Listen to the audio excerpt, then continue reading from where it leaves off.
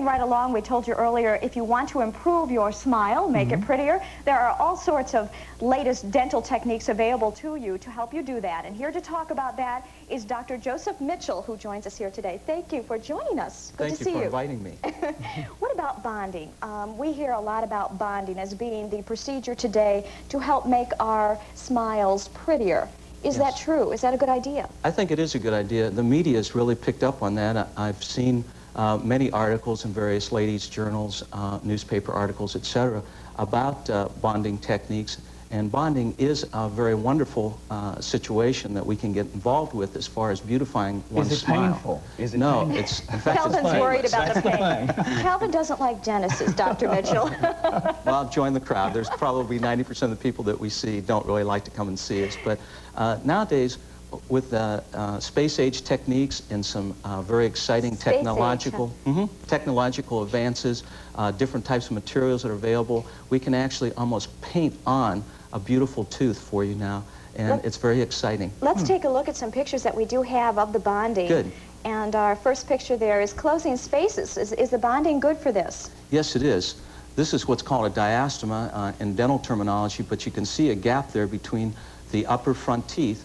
And after the bonding technique is completed, you can see that that's now closed and has a very lovely smile there.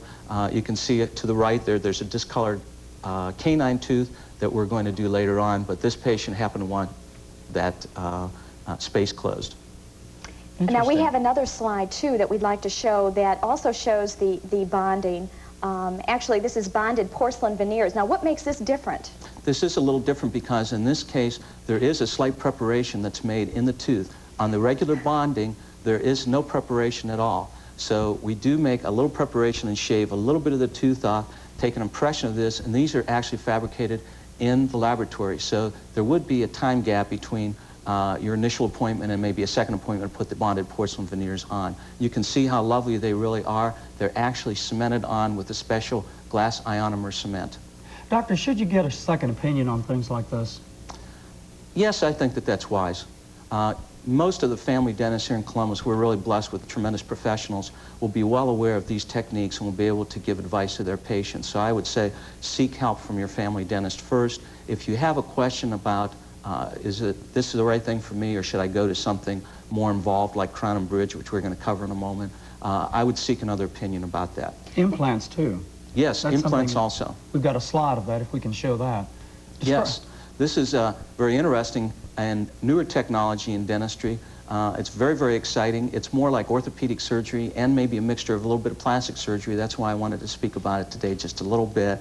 And it's actually rehabilitating dental cripples. And we actually place and insert an implant either on the bone or into the jawbone, and then can place teeth on top of it. You can see the implant here, an x-ray on the left, and on the right you can see what it looks like clinically. And then there should be another slide that possibly will show, and if we don't have it here, but we can actually either clip on teeth or glue teeth to that and make it very, very lovely. Now, what about the crowns? We're looking at crowns here. Now, that's something people hear a lot about. When do we need to worry about crowns? There's a rule of thumb in dentistry. Usually, if the tooth is half filling or more, we usually start recommending crowns to our patients. If there would be trauma to the tooth, say enamel broken off or a large filling lost, and along with a part of the tooth, then a crown might be needed. Okay, here we have an after shot of the porcelain crowns, and Yes. we can see the difference. It really is beautiful, but this is something that you don't do right away. You try some other procedures first, and then work your way to the crowns. The bonding would be probably the initial step if someone would be really interested in a beautiful smile or beautifying some area of the mouth. But if there is breakdown or trauma occurring, then the dentist may recommend something more involved, a more classical procedure like crown and bridge work. Now, I've gone through the bonding, and I love it. I have too. Have you? And we love to smile because of it. Yes, we love to smile. I've gone through the braces. I've invested so much money in my mouth, and I think I finally have gotten it to where I want it to be. How do you know where to spend the money and where not to spend the money? That's an interesting question. I think that you need to depend a lot on the integrity and expertise of your family dentist.